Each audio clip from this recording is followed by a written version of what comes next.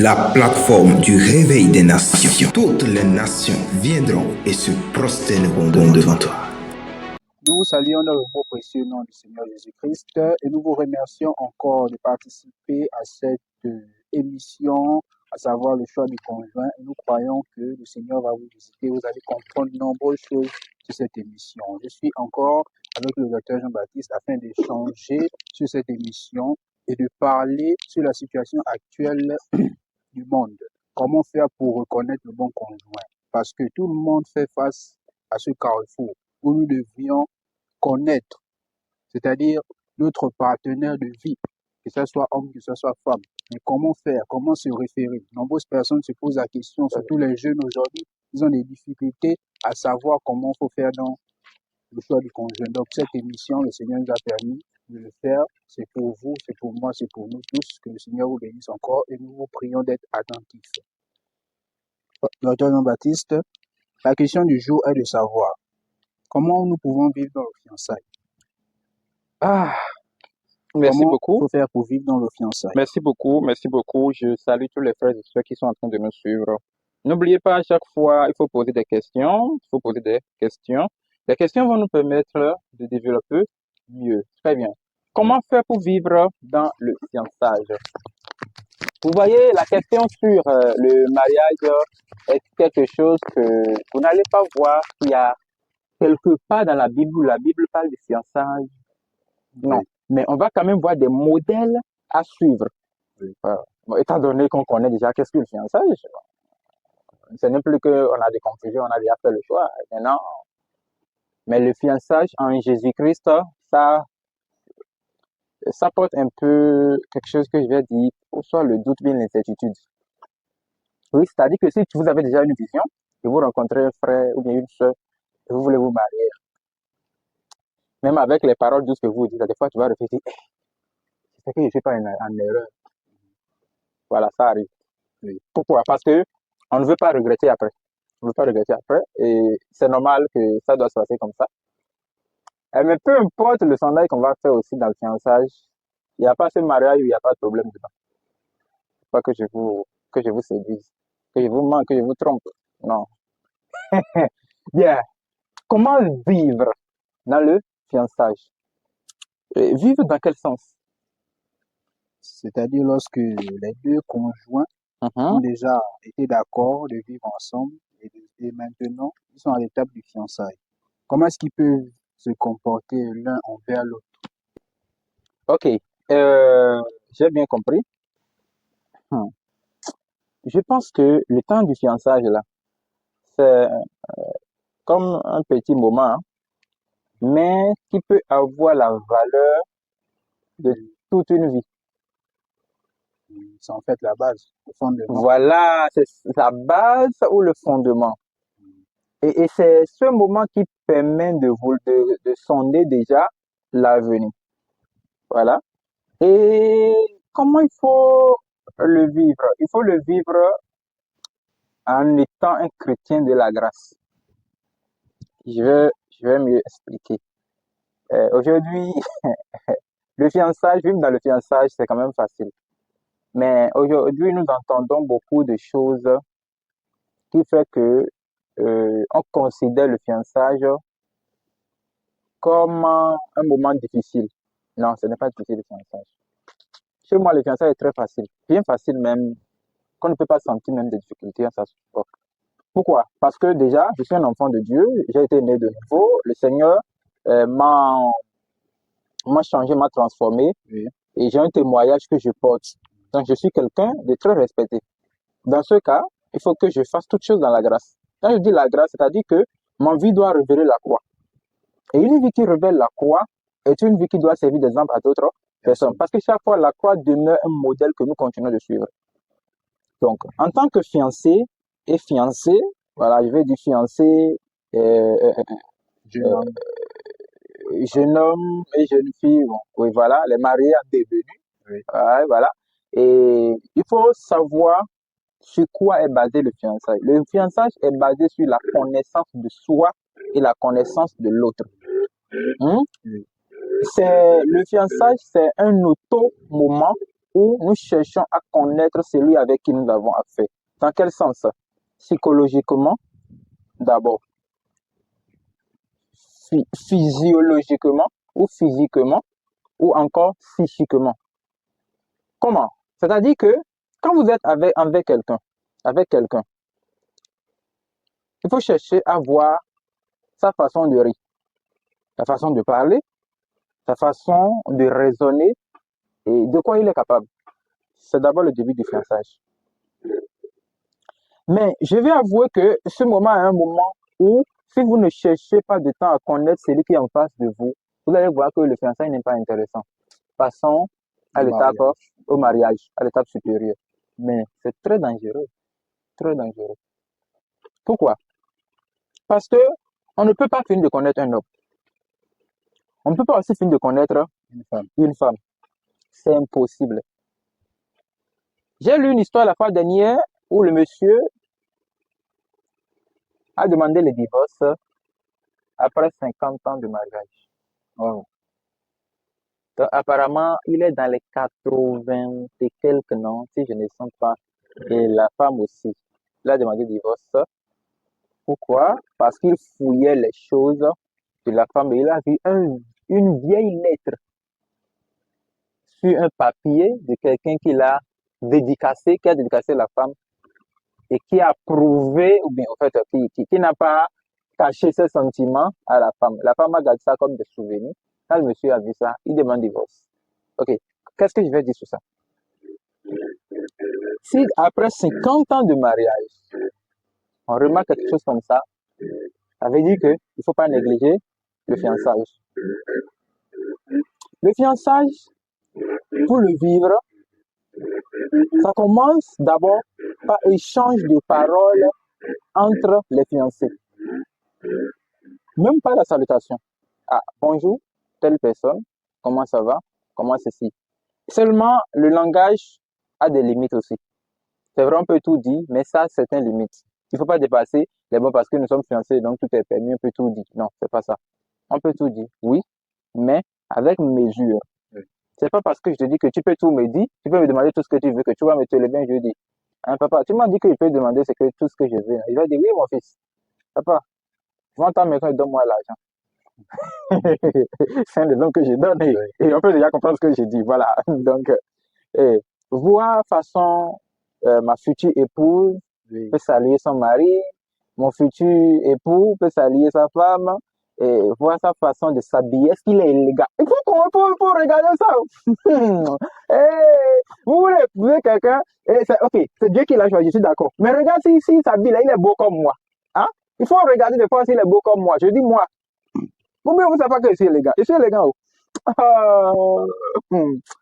Hey, je suis élégant. C'est pas moi-même qui le dis. Même la nature le connaît. Hein? C'est ça. Hein? Il faut voir que, est-ce que ma femme, là, quand elle porte sa robe, là, c'est bien. Il faut pas que j'oublie. Hein? Si vous voulez épouser une femme après ou bien un homme après, cherchez à savoir si cette personne sait aussi comment filmer, comment faire la photo. Comment faire la photo? Oui. Parce que après, tu vas pas finir de t'habiller, tu vas dire, chérie, filme-moi. Mais on a pu où même? Oh, on a pu où? C'est pas comme ça. Mais elle fait comme ça, elle se filme elle-même, elle se dit, mais chérie, c'est beau. Mais toi-même, non, j'ai dit la vérité. Oh. Parce que le mariage après, Seigneur, garde ma bouche. C'est-à-dire, le mariage après, c'est comme, en quelque sorte, quelque chose de courtoisie. Oui. Où il faut chercher un peu de gentillesse, un peu d'élégance, un peu de romantisme, voilà. Et ça aussi, normalement, les enfants de Dieu devaient être bien dans ce domaine aussi. Et donc, il faut vous chercher dans le fiançailles, je cherche à voir, est-ce que elle aime porter quoi au juste? Ah, elle aime porter des robes, manches longues. Connaître clairement l'identité. Oui, de la personne.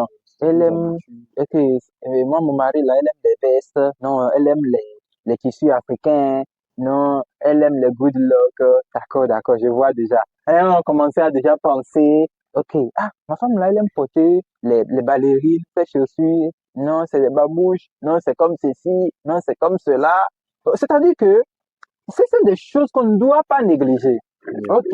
Maintenant, quand on lui parle, ça se fâche vite. Des fois, il faut la chauffer et voir que si elle s'explose, c'est pas le volcan qui va se produire. Oui, parce que je dois savoir quand même avec qui j'ai affaire. C'est cette erreur que nous voulons faire aujourd'hui. Il y a certains qui se sont mariés même sans même connaître le fiançailles. Maintenant, quand la femme va se lever après, le mari va. Je ne savais pas que tu étais comme ça. Ah, ah. Tu vois, non? Oui. Ah, ah. Je ne savais Toi, pas. c'est comme ça que tu étais. Hey, allô, maman. Regardez votre fille d'abord. Oh non, c'est pas possible. Bien, donc, bon, c'est compris, je suis en train de lager un peu les choses. C'est compris, non? Voilà. Surtout la partie langage. La partie langage est vraiment, vraiment importante. Vous devez savoir comment cette personne parle. Est-ce qu'elle parle bien aussi français? Des fois, il faut regarder ça. Bon, c'est pas forcément français, hein. La langue La langue, en tout cas, locale. côté linguistique, là, il faut pas oublier. Épouser des femmes qui connaissent au moins une langue, deux langues. C'est aussi bien. Bon, c'est une façon de parler. Je n'ai pas dit forcer. Je n'ai pas dit forcément à cause de ça, il doit apprendre. Non, le choix ne se base pas sur ça. Mais là, nous sommes en train de faire l'étude de la personne. Oui. Nous sommes en train de chercher à connaître quel genre de personne nous avons affaire. Oui. Voilà, les compétences qu'elle possède.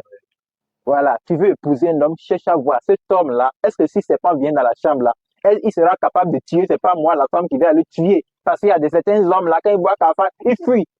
Les gens comme frère Mathias, tu vois le cafard, ils fuient. Pourquoi? Mais cette personne-là va avoir une femme demain. Quand cafard va venir, les deux vont fuir. Qui va tuer? Ça, c'est à quoi d'être un homme. Donc, dans le fiançailles, c'est le temps de chercher à connaître. Est-ce que mon homme là, frère Mathias, c'est pas ça. Est-ce que mon homme là est prêt à me protéger? Oui. N'oubliez pas, l'homme est là pour protéger la femme. Oui. L'homme se protège d'abord et protège la femme.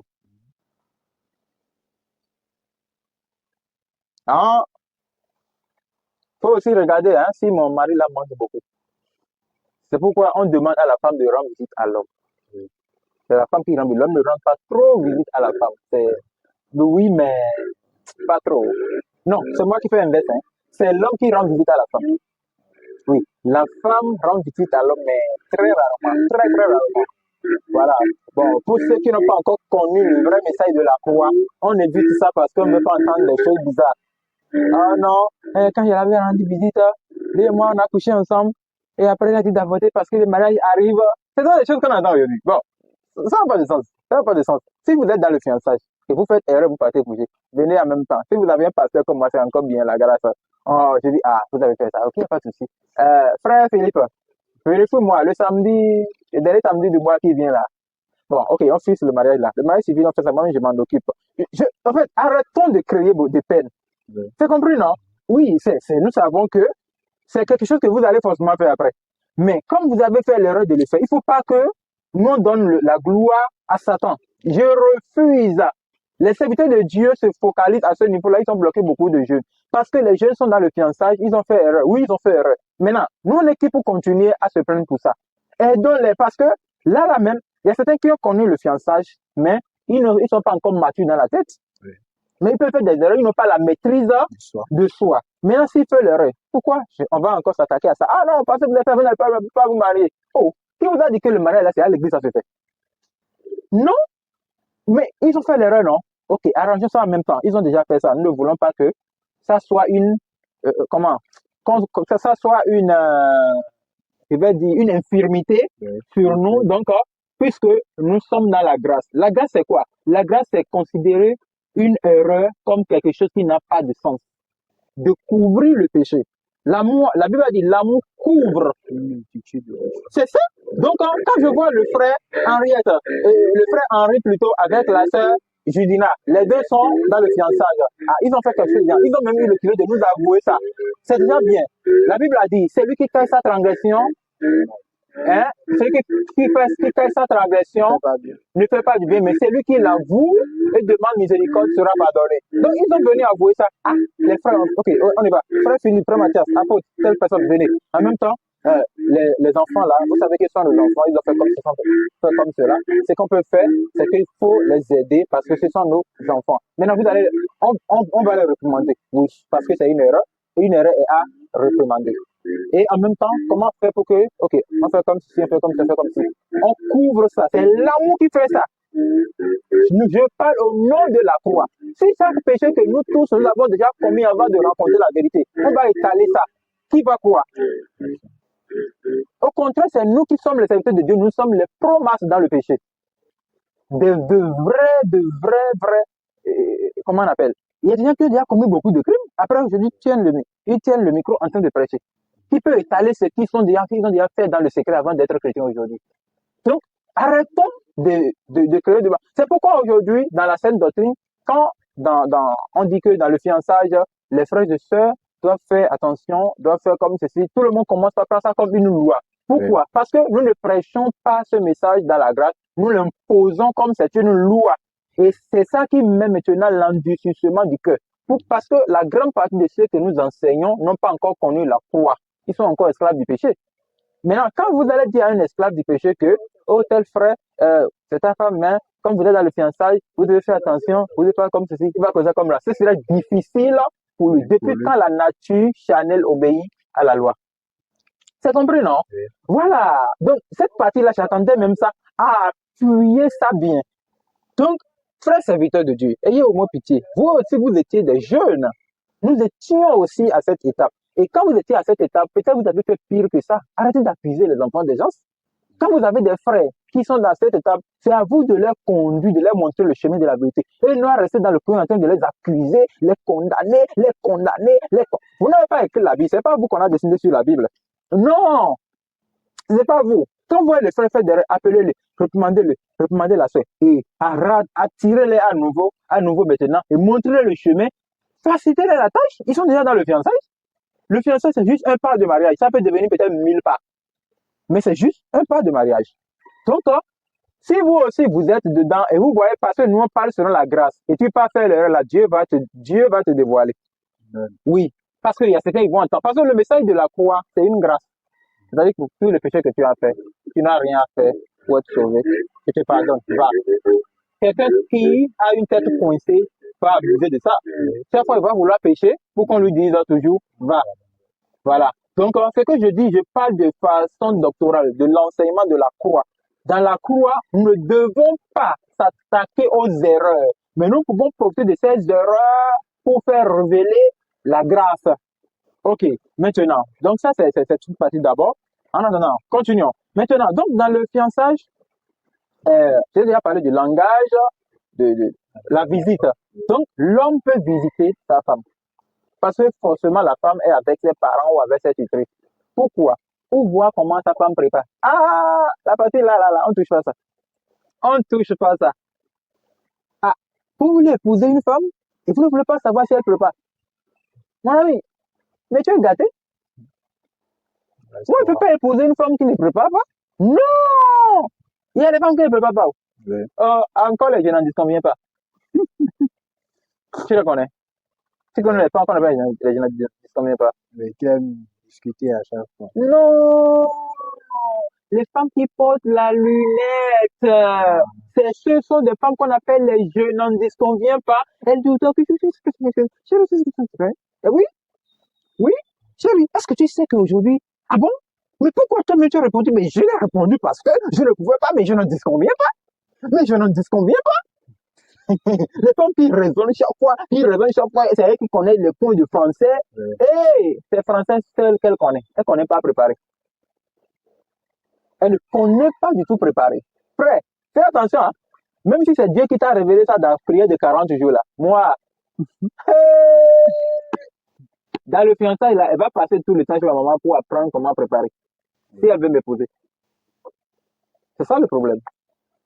Et elle doit connaître la nourriture préférée de son mari. Ah oui! Pourquoi? En fait, dans le fiançailles, la femme a beaucoup de choses à apprendre. Elle doit connaître ça. Ah, si son mari aime manger, toi tu aimes manger quoi? Niemboué. Hey, il y a des gens qui ne connaissent même pas comment on appelle ça. C'est vous qui appelez ça niemboué. Sauce de noix de palme. Voilà, sauce du noix de palme. Lui, là, en cas où une sœur va vouloir, on ne sait jamais. Hein. Lui, là, il aime manger la sauce du noix de palme avec quel poisson? Bah, ça dépend. Maquereau ou bien la viande. Maquereau, le porc. Voilà, donc en cas où une sœur va vouloir ceci, voilà son sa nourriture favorite. Voilà. Bon, la collation en même temps, en cours de téléchargement, nous informons officiellement que sa nourriture préférée, accompagnée de quoi? La banane. La banane douce, préparée. Yeah. Voilà. Donc, en cas de question, on ne sait jamais, hein, nous parlons du fiançailles, c'est comme ça que ça se fait. Vous devez connaître ce que la personne aime. Manger. Ce il n'aime pas manger. Ne le pousse pas à faire. Il n'aime pas manger le manioc. Tu lui prépares manioc tous les jours. Il repite maintenant, tu t'énerves. Oh chérie, moi je n'aime pas ça, j'ai préparé ça. Tu es con. Tu allais apprendre et savoir ce que la personne aime et ce que la personne n'aime pas. Tu dois connaître si ton mari lui dort là, il ne se réveille pas. Comme un frère qu'on appelle Mathias, quand lui dort, il se réveille peut-être à midi. Tu dois connaître ça. Si après il n'y a pas l'argent dans la chambre et il dort, il ne se réveille pas jusqu'à 10 heures, tu sais que non, ça reste 2 heures encore. Ah, Tu dois connaître, oui, parce que c'est une étape où on doit connaître la force, la faiblesse de chacun l'un de l'autre. oui.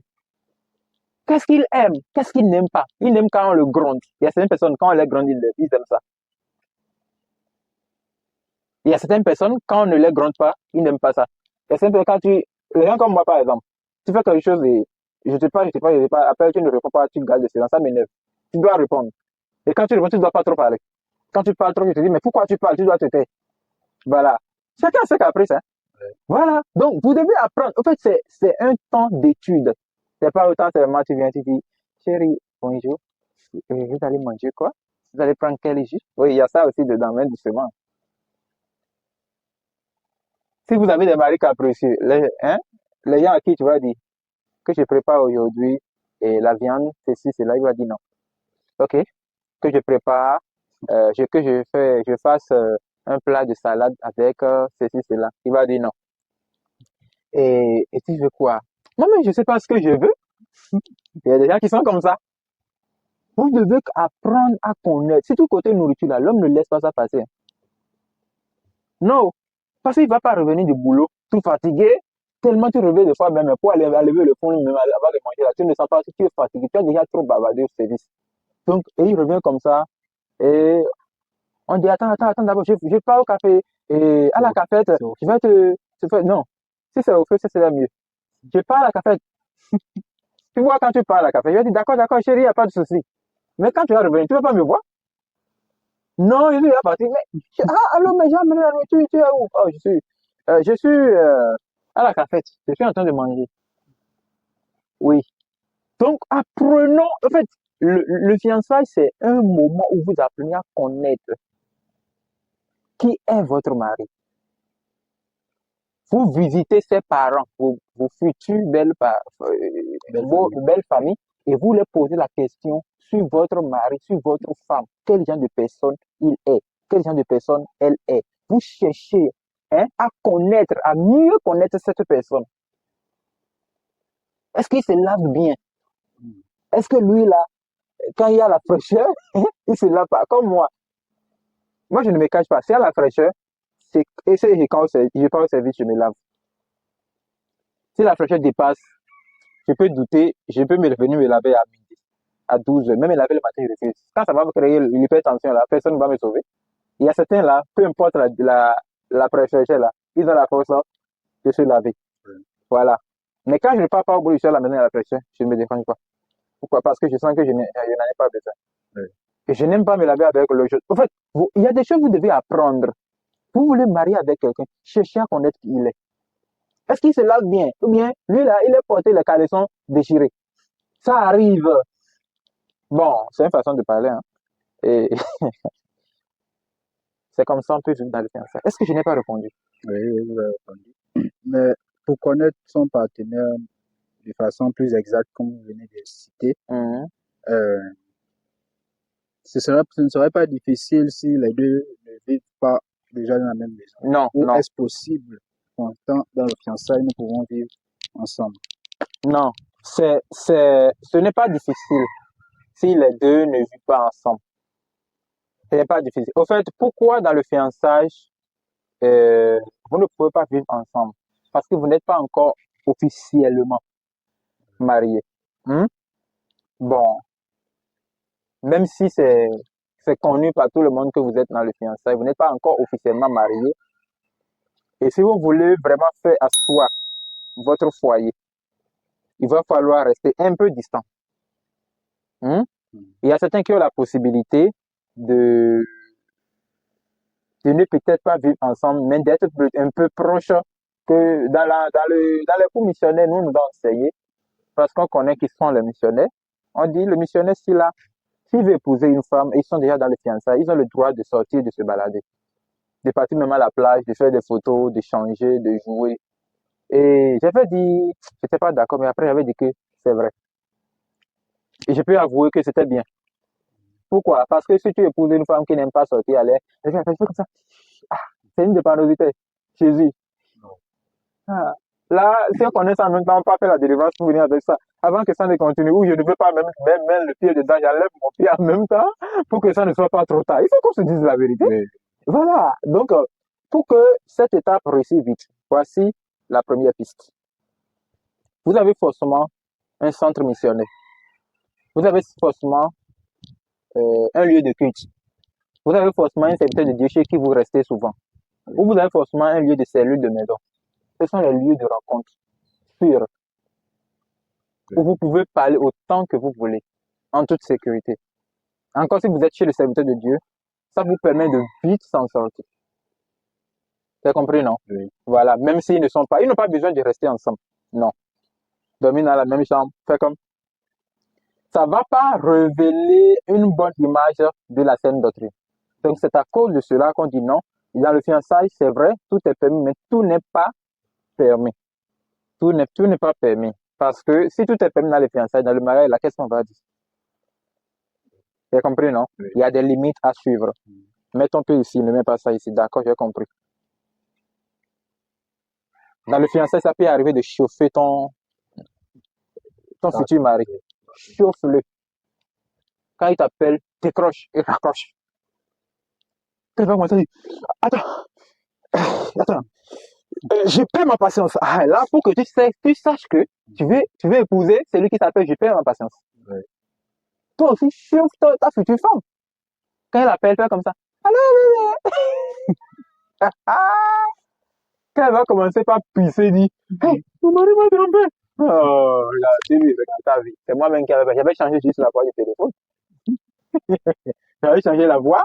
Moi, j'avais fait ça, hein. Et donc, je change la voix de ça. Je dis, allô, vous êtes qui? Vous appelez mon mari. Vous êtes qui même? Des fois, il faut tenter la personne pour voir son tempérament. Ouais.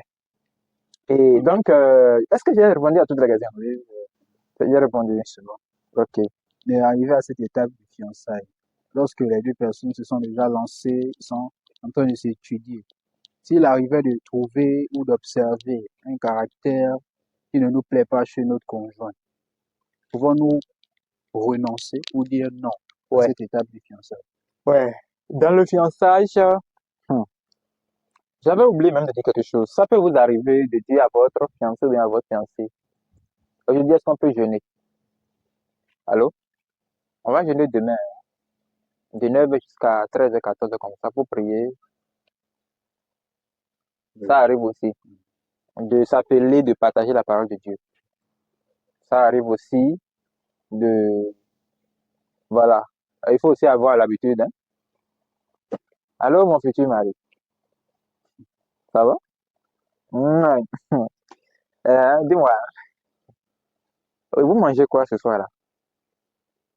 C'est déjà prêt? Ou bien j'envoie après Mathias et pas payer quelque chose.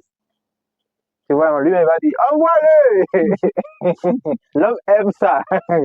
Hein? Bon, oh, c'est toi qui as encore posé des questions. Tu avais posé quelques questions même. Est-ce que nous pouvons dire non? Ok, on y va. J'aime trop parler. Hein? J'aime trop parler. Et sur l'étape du respect, n'est-il pas normal ou logique que la femme voit son mari, qu'elle apprenne cela? Ah, là, tu es en train d'entrer dans les coins des choses. Ok, dans l'étape du fiançailles, ça peut arriver, on peut se dire non. Hein? Oui. On peut se dire non. Et si après on sent que c'est vrai, mais ça ne peut pas aller, on peut se dire non. On peut se dire carrément, tel frère ou bien telle soeur, avec ce que je vois, ça ne peut pas, on ne peut pas continuer, le Seigneur ne nous a pas permis. Voilà. Et je pense que ça fait un peu mal quand on vient à l'étape là. J'ai renié à un fiançage parce que Dieu m'avait révélé combien de fois quelque chose que je ne veux pas expliquer maintenant. Et cela ne va pas aboutir. Et j'avais trouvé que je n'étais pas capable de quitter moi-même. Donc j'ai demandé à Dieu de me séparer. Et Dieu l'a fait. Oui. Même si la jeune fille après, elle a regretté de se faire séparer après et elle cherchait le retour. Mais désolé, j'aime quelque chose chez Dieu. Quand Dieu chasse quelqu'un, il amène une autre personne. Bon, et j'ai renié. Après 2 ans, quelqu'un va me demander pourquoi ça a duré. Ça a duré parce que ça doit durer. Si ça ne durait pas, je n'allais pas savoir que ça allait arriver. Donc, si quelque chose est en train de durer, hein, sachant que Dieu a un plan derrière ça. Donc, ça peut arriver que vous êtes dans le fiançage au moment où vous connaissez déjà et vous vous sentez même bien. Chaque soir, les poèmes, les je t'aime, les tu es ma fleur, tu es ma l'huile pendant la nuit et le soleil pendant le jour, Mon étoile, les étoiles qui brillent. Ya, ya, ya, mon jus d'orange. Si je ne te mange pas, je ne suis pas à l'aise. C'est toi la vitamine A de ma vie, vitamine C de mon cœur. Quand je te vois, mon cœur vibre. Bon, tous les poèmes que vous pouvez vous lire. le beurre de mon pain sec.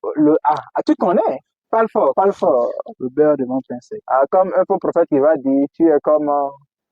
hein? Le sucre dans mon café misère. Non, le prophète qui veut avoir la chose de détruire quelqu'un là. Il dit, ok, ok. Donc, bon, et après tout ça, vous sentez encore que cette personne est négative. C'est impossible. Ça fait quand même mal, hein, mais je vous conseille d'enlever votre corps. Pourquoi? Parce que ce que vous voyez aujourd'hui peut ne pas être ce qui se passera demain. Ouais. Vous pouvez voir ça et accepter. Ça veut dire que vous l'acceptez, ça veut dire que vous êtes prêt à supporter ce qui va arriver après. Mais, dans le cas contraire, si vous demandez à Dieu et vous sentez l'obligation, peut-être Dieu avait placé cette personne pour vous enseigner certaines qualités. Et quand le temps arrive, Dieu vous sépare. Ça peut aussi être le bien pour lui, pour la personne en question. Séparez-vous seulement, bien aimé. N'allez même pas loin. Et une autre chose, avant que je ne... Hein? L'autre question. Oui.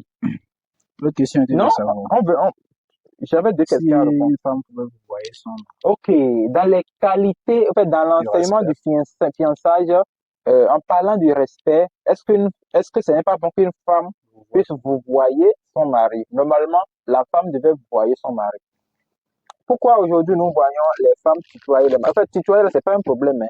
Non, mais vous voyez là, ça laisse une petite place. Ça laisse une place et un élan entre l'homme et la femme. Et c'est quand nous, les Africains, on veut copier les Blancs aujourd'hui, qu'on cherche à faire tout comme les Blancs. La femme française, là, elle va pas dire, si la femme dit chérie à son mari, c'est parce qu'elle l'aime et elle est un peu romantique. Robert, tu entends? Robert, tu n'entends pas ce que je te dis là? Robert, tu me parles comme ton enfant. Quand vous entendez ça, en fait, et quand vous voyez les choses comme ça, maintenant, nous, les Africains, on veut copier ça. Hein? Tellement que quand l'enfant même naît, l'enfant va dire, Robert, tu n'entends pas Karine t'appelle là-bas? Bon, c'est compris, non? C'est la France qui nous a détruits. Frères et sœurs en Jésus-Christ, vous êtes en fiançage. Apprenez à dire vous à votre mari. Hein? Apprenez à dire vous à votre mari. Chaque personne que je rencontre, je l'enseigne ça, surtout les femmes. Moi-même, j'ai épousé une femme qui dit tu à tout le monde. Mais au moins, Dieu a accordé la grâce de la changer. Et elle peut voir aujourd'hui qu'elle a changé de ce côté aussi. Dans le langage, on ne dit pas tu à tout le monde. On réserve au moins une place à certaines personnes. Et à son mari particulièrement, il faut apprendre à le vous voir. C'est une façon de l'honorer. C'est ça. Et depuis le fiançailles, vous devez apprendre ça. Ça, c'est clair. Merci pour la question. Merci vraiment pour la question. Et je vais aborder une dernière partie. La question qui va venir là, on va aborder ça dans l'épisode numéro 10. toutes les autres questions. Je ne crois pas trop en ça, mais comme je suis dans le corps des médecins, je pense que je dois en parler. Quand vous faites votre choix de conjoint ou bien de conjointe, s'il vous plaît, nous sommes au 21e siècle. Depuis que Adam et Ève ont péché, l'homme est malade. Wesh. Depuis que Adam et Ève ont péché, l'homme est malade. C'est pourquoi, si vous voulez faire le mariage, on vous demande de faire le test d'électrophorèse, le test de groupe sanguin, le test d'hépatite B et le test du sida. J'avais fait ça. J'ai encore les documents avec moi.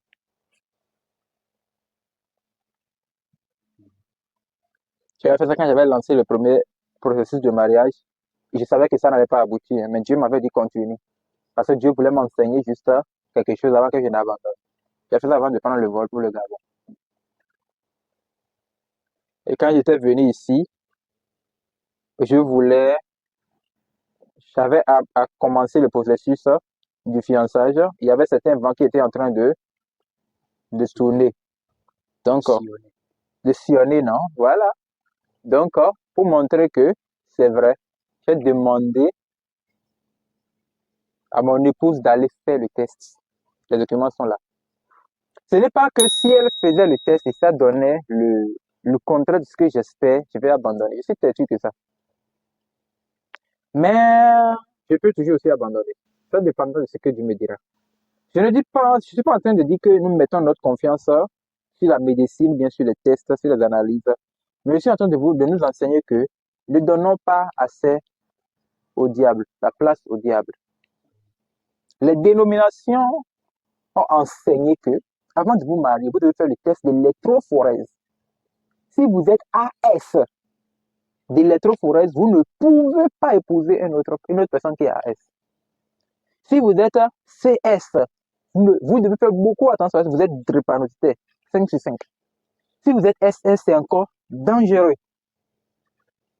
Ça veut dire que si vous voulez épouser une femme, vous devez chercher aussi la compatibilité d'électrophorèse, de génotype. Comme moi, je suis AS, mon épouse est AA. Donc, si elle était AS, donc je vais avoir peut-être 2 enfants drépanocytaires et 2 enfants non drépanocytaires. Donc, ce sont des choses qu'on devait enseigner à la jeunesse. Ça, c'est que l'on doit enseigner ça. Mais ne mettons pas forcément notre foi sur ça. Mais si ça arrive dans une circonstance de l'effet, faites-le. Faites-le. Après, je sais que si Dieu m'a dit que je dois épouser la personne, notre génotype doit être compatible, selon moi. Dans le cas contraire, je ne mets pas ma foi sur ça. La science ne m'approuve pas la volonté de Dieu. Non, c'est la volonté de Dieu qui doit approuver la science. C'est compris, non? Voilà. Donc, première fois quand on m'avait demandé, j'ai refusé. J'ai refusé catégoriquement. C'est le leader qui m'a dit non, il faut le faire. Ils t'ont demandé ça. Fais-le seulement et enlève ta tête de là. Parce que chez nous, en mission, on ne fait pas ça. Et je suis parti, je l'ai fait, j'ai déposé. Et tout était bon. J'avais fait le VIH, l'hépatite B, négative. L'autre, j'ai trouvé AS, l'autre, j'ai trouvé B-. Et tout était bon. Donc, je l'ai dit pourquoi. Pourquoi vous aussi? Après, il ne faut pas me dire, ah, lui-même, il s'est marié, il n'a pas fait ça. J'ai fait ça, frère. Je l'ai fait. Et si je fais ça, même je suis CC et l'autre est ASC. Rapidement, je l'ai marié. C'est Dieu qui m'a dit de marier ça. Le mariage ne se fonde. Au fait, le mariage n'est pas fondé sur l'enfant. Oui. Non, le mariage est fondé sur l'obéissance à l'institution que Dieu a donnée. C'est le fait d'enseigner à la jeunesse de dire que se marier, c'est pour faire des enfants, qui fait que beaucoup de couples se sont gâtés. Oui. Parce que quand les couples s'unissent, après, il n'y a pas l'enfant, il y a le divorce, il y a la séparation. Nous enseignons mal les gens. Et c'est le de Dieu, vous devez vous repentir. Parce que vous-même, vous ne connaissez pas l'institution du mariage. Vous ne le connaissez pas. Donc, j'ai ramené cette partie parce que ça a déjà posé beaucoup de problèmes. Il y a des secteurs qui sont mariés. Et après le mariage, c'est là qu'ils ont allé faire le test. Ils ont vu que ça n'a pas donné, ils se sont divorcés. Comment vous pensez ça? Voilà. Donc, je pense que c'est la question que je voulais aborder. Est-ce qu'il y a quelque chose ou il y a une ombre que je n'ai pas encore prise dans cette partie-là? Non, tout est clair. Je n'entends pas, hein? Je n'entends pas. Tout est clair. Donc, il n'y a plus de questions. Oui, pour cette partie. D'accord. Et bien aimé en Jésus-Christ, comment vivre dans le fiançage? On n'a rien dit. On n'a fait que toucher. Si Dieu nous accorde la grâce de rassembler les jeunes un jour, on va partager certaines choses avec vous. Je suis très sûr, vous allez peut-être rire, mais vous allez aimer. Que Dieu vous bénisse. La plateforme du réveil des nations. Toutes les nations viendront et se prosterneront devant toi.